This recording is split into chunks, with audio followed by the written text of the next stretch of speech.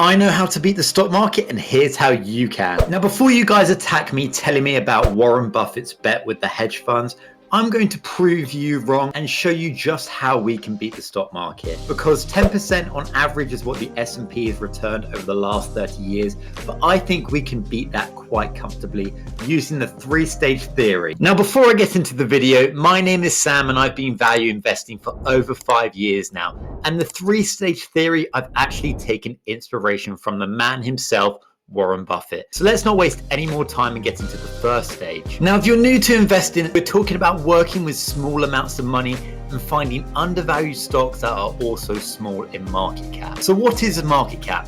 Well, market cap determines the value of the business as a whole and what we will actually be paying for that company if we were to buy all the outstanding shares of the company itself. Now, the reason we look for small market caps is because this is where we can find huge value which Wall Street can't impact due to the flexibility and their cash position being so high that they influence the stock price massively. So they can't always put lots amount of money in these small businesses that can potentially allow us to take that opportunity when there's some huge value in these other companies. And in this case, we are doing technically cigar butt investing, trying to work out liquidation value of companies and seeing that realized when the stock price is undervalued massively.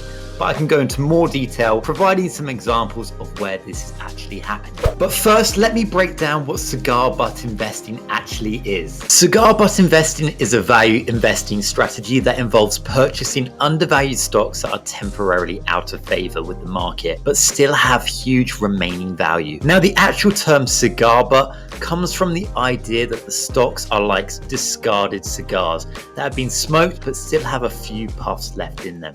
And this strategy was popularized by the man, the myth, the legend, Warren Buffett, who used this in his early stages in his career before moving on to other strategies, which we can get into in terms of stage 2 and stage 3. Now, cigar butt investing involves finding companies with good underlying fundamentals but are currently undervalued due to temporary issues such as industry or economic cycles, management changes, or short-term setbacks.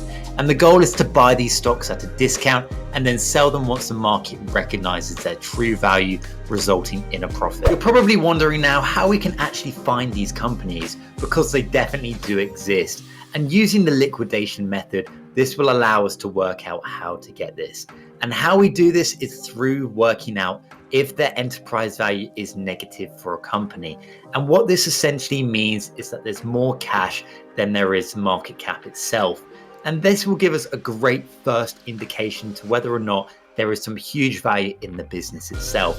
But we need to do a deeper dive and work out whether these challenges are short-term or whether they're long-term. Now, the great thing about value investing in stage 1 is we don't actually need to worry about the business going bankrupt, because due to the liquid cash being greater than the market cap itself, if the company goes bankrupt, we get paid out the leftover equity in the business, meaning we would actually get paid more if the company went bankrupt itself.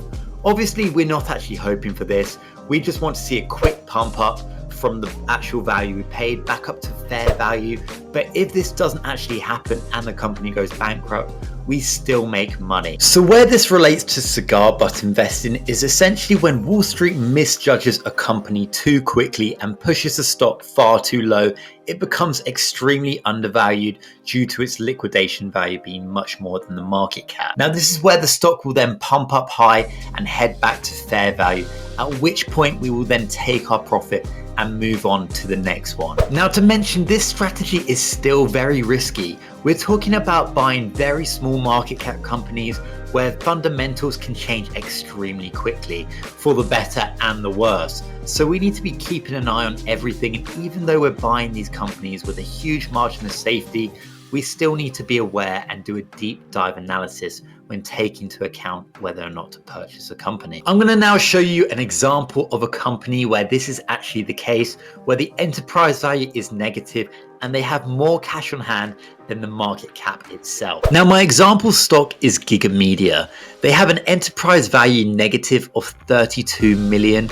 with a market cap of 50 million itself. Now, when taking a look into the actual financials, we can see that on their balance sheet, they have 38 million in cash and cash equivalents, which is exactly why this is showing negative. Obviously, we can consider other assets on the balance sheet, but because cash is absolutely the most liquid form of money, this is exactly what we want to be seeing, where cash is much greater than the market cap itself. Now, the reason for the absolute demolish of Gigamedia, we can see their revenue has been declining heavily from 7 million to now almost 6 million, which isn't as bad as what I thought it would be, but it's still negative. And then we can also take a look at their net income, and we can see the net income has unfortunately also expanded to 3 billion last 12 months. Now, this still means they have a lot of runway, and this is a company I would definitely be considering, but I'd want to do a further detail into why this company has been underperforming so heavily. At what point do we now want to move on into stage 2 investing?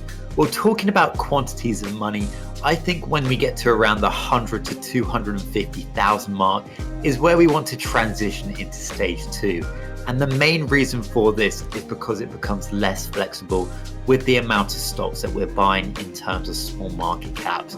We may get to the point when we are now influencing these small market cap stocks, and this is not what we want to be doing. We want to be keeping under the radar to the point where we aren't influencing anything. We can get in and out very quickly. Now let's get into stage 2 investing. This is where we're buying good businesses at great prices, essentially buying $1 for $1 in the anticipation that that $1 is going to turn into $3 or $4 in the future. Now, the types of companies will be still small market cap companies, around the $1 billion all the way up to $10 billion. And this is where volatility can be our biggest friend in propelling these companies to a much larger valuation. Now, what do we actually look for in stage 2? Well, let's get into it. Now, in stage 2 investing, we're still looking at distressed companies where Wall Street has marked these companies down for whatever reason. However, the difference is risk level. We're talking about companies that hopefully their long-term prospects are still intact, to the point where if we were to hold this company for years and years, we wouldn't have to worry, because essentially we're buying good companies at great prices. But comparing this to cigar butt investing, where bankruptcy is basically imminent, we want to be buying these companies at great values that don't just mean that their liquidation value is greater than the market cap itself. Typically, I'm looking for high cash positions with a company with low debt and their shares outstanding remaining stable. I'm also looking for growing revenue, consistent margins, and finally growing profit and cash flow, which is the most important and the key. I can then extrapolate out using that discounted cash flow methods from a quantitative point of view to determine some sort of intrinsic or fair value for the company at which I'll be looking to buy at a discount. One key aspect in being a value investor is ensuring we have a margin of safety within the businesses that we're buying. We need to minimize our downside while maximizing our upside potential. And we do this through using different methods in stage 1, using cigar butt investing, and in stage 2, using discounted cash flow to work out an intrinsic value for the company and buying that at a discount. Now, one stock example in stage 2 is Crocs. When I first bought this stock at $70, the market cap was around $4 to $5 billion. It's now at a $10 billion valuation because value has now been realized and I've sold out of this position. But when we take a look at their revenue, we can see they have consistent growth, going from 1 billion in 2018 to the last 12 months doing 3.5 billion. Then we go down a little bit further to the gross profit, and we can see their gross margins have remained consistent at that 50% mark, which is what we want in terms of the stage 2, consistent revenue and consistent gross margins. Then we look further down and we can see their operating income has also massively increased, going from 74 million in 2018 to almost 900 million in the last 12 months. Further down, this is also translated into net income, going from 50 million to 540 million in the last 12 months. Now, another thing to add is we can see their weighted diluted shares has actually reduced, which is exactly what we want from a company in stage 2. This shows that the company was extremely cheap at the time and value is now being realized because of these different metrics. Now let's talk stage 3 investing, at which point we will be looking at large cap companies. And the reason for this is we're working with millions of pounds and the small market cap companies won't move the needle for us. And in this stage is the current stage which Warren Buffett is operating within. How stage 3 works then is we are essentially buying $5 for $4 with its expected value to go up to 6. And this is still considered value investing, but as you scale with larger quantities of money, we're buying larger cap companies, and these are less overlooked because we have so many analysts that are working on these companies. And this is one of the main reasons why we can get so much more value in small cap companies, because we have so much more flexibility and there's less coverage on these smaller cap companies.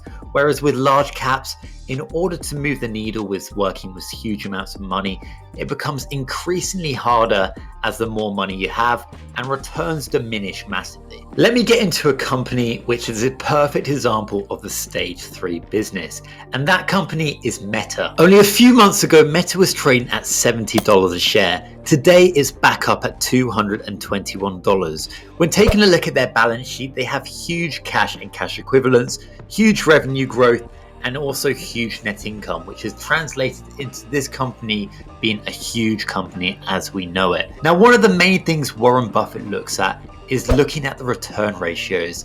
He likes to see the return on equity essentially leading to long-term share growth price when it's compounded.